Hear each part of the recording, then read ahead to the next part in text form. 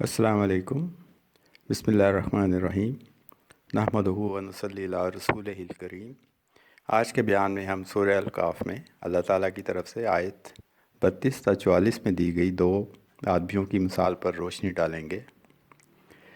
اللہ تعالیٰ نے یہ ایک بنیادی مثال دی ہے جس کے دو کریکٹر سے ملتے جلتے کروڑوں لوگ دنیا میں کجربی کا شکار ہو جاتے ہیں۔ اس مثال میں پہلی بنیادی بات بیان کی گئی ہے کہ دنیا کے افراد میں نظر آنے والی دولت کی تقسیم کسی کے ذاتی استحقاق کی وجہ سے نہیں، بلکہ یہ خالصتاً اللہ کا اختیار ہے کہ دنیا میں کس کو دولت سے نوازتا ہے اور کس کو نہیں نوازتا۔ اب دولت نوازے جانے والوں کو یہ تحفے کے طور پر نہیں دی گئی، اور نہ ہی دولت نہ نوازنے والوں کو کسی سزا کی بدولت اللہ تعالیٰ نے فیصلہ کیا، بلکہ دونوں قسم کی کیٹیگری کا امتحان ہے۔ دولت والا اپنی دولت کے ساتھ کیسا رویہ اختیار کرتا ہے، اور بغیر دولت کے زندگی گزارنے والا اپنی زندگی میں کیسا رویہ اختیار کرتا ہے۔ دونوں قسم کے کریکٹر کے پاس عمل کا محدود وقت ہے، جس کے بعد دونوں نے اللہ کے حضور پیش ہو کر اپنا اپنا رزلٹ سننے کا انتظار کرنا ہے۔ آئیے پہلے آیت 32 تا 44 کا ترجمہ بیان کرتے ہیں۔ ترجمے میں فعل کے صیغے کو غور سے سنیے گا، کیونکہ یہ مثال اللہ تعالیٰ کی طرف سے دی گئی ہے۔ ترجمہ: اور ان کے لیے مثال بیان کر، دو آدمی ہیں جن میں سے ایک کے لیے ہم نے انگوروں کے دو باغ بنائے، اور ہم نے ان دونوں باغوں کو کھجور کے درختوں سے باڑ کی طرح گھیر دیا، اور ہم نے ان دونوں کے درمیان کھیتی اگائی۔ دونوں باغوں نے اپنا پھل دیا اور اس سے کچھ کمی نہ کی، اور ہم نے دونوں کے درمیان ایک نہر جاری کر دی، اور اس کے لیے بہت سا پھل تھا۔ تو اس نے اپنے پڑوسی سے جب اس سے باتیں کر رہا تھا کہا، میں تجھ سے مال میں زیادہ اور نفری کے لحاظ سے زیادہ باعزت ہوں۔ اور وہ اپنے باغ پہ اس حال میں داخل ہوا کہ وہ اپنی جان پر ظلم کرنے والا تھا۔ کہا، میں نہیں گمان کرتا کہ کبھی یہ برباد ہوگا، اور نہ میں قیامت کو گمان کرتا ہوں کہ قائم ہونے والی ہے، اور واقعی اگر میرے رب کی طرف سے لوٹایا گیا تو یقیناً میں ضرور اس سے بہتر لوٹنے کی جگہ پاؤں گا۔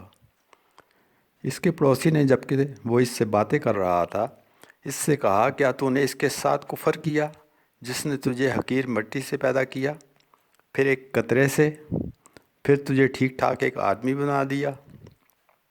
لیکن میرا رب تو اللہ ہی ہے، اور میں اپنے رب کے ساتھ کسی کو شریک نہیں کرتا۔ اور جب تو اپنے باغ میں داخل ہوا تو نے ماشاء اللہ لا قوت الا باللہ کیوں نہ کہا؟ اگر تم یہ دیکھتا ہے کہ مال اولاد میں تجھ سے کم تر ہوں، تو قریب ہے کہ مجھے میرا رب تیرے باغ سے بہتر عطا کر دے، اور تیرے باغ پر آسمان سے کوئی عذاب بھیج دے تو وہ چٹیل میدان ہو جائے، یا اس کا پانی گہرا ہو جائے، پھر تو اسے کبھی تلاش نہ کر سکے، اور گھیر لیا، تباہ کر دیا گیا اس کا پھل، سو وہ ہو گیا ملتا ہوا اپنی ہتھیلیوں کو صدمے سے، اس پر جو اس نے خرچ کیا اس میں، جبکہ وہ باغ گرا ہوا تھا اپنی چھتریوں پر۔ وہ کہتا تھا، کاش میں نہ شریک ٹھہراتا اپنے رب کے ساتھ کسی کو بھی، اور نہ ہوئی اس کے لیے کوئی جماعت کہ وہ مدد کرتے اس کی سوائے اللہ کے، نہ ہوا وہ خود بدلہ لینے والا ہم سے۔ وہاں تو تمام اختیار اللہ سچے ہی کا ہے، وہ بہتر ہے ثواب دینے میں، اور بہتر ہے اچھے انجام سے بہرہ بر کرنے میں۔ سورہ الکاف میں دی گئی اس مثال میں ہمارے لیے عبرت کا سامان ہے۔ ہم اپنی روزمرہ زندگی میں نہ جانے کتنی دفعہ کفر و شرک کی کیفیت میں سے گزر جاتے ہیں۔ اس لیے رسول اللہ صلی اللہ علیہ وسلم نے ہمیں روزانہ اپنے رب سے استغفار کرنے کی تلقین کی ہے۔